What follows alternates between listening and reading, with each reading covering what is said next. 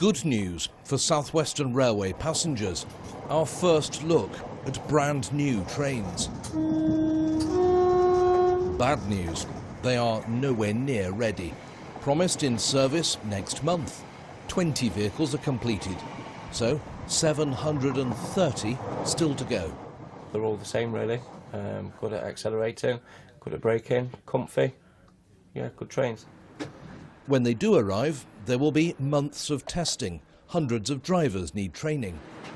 The doors are being fitted. They are operated by buttons in the driver's cab. This is door stage at the minute, which is where this car is. So it's all about the door process, installation of doors, and also water tests as well, ensuring that the vehicle is watertight. These trains are at the heart of 2 years of strike action on South Western Railway, with another month of strikes due in December.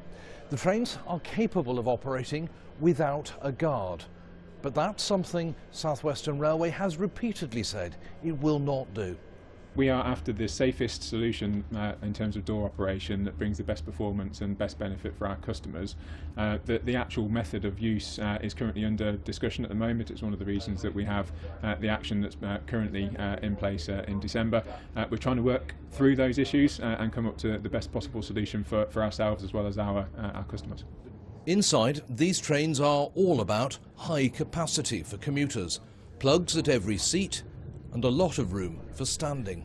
These aren't the only new trains to be delivered late. Crossrail, London Overground and Greater Anglia are all running badly behind schedule as well.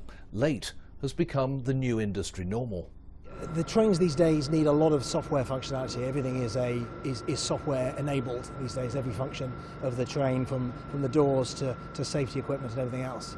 And developing the software for these trains is complex. It's taken us longer than we'd like, and that's caused the delay.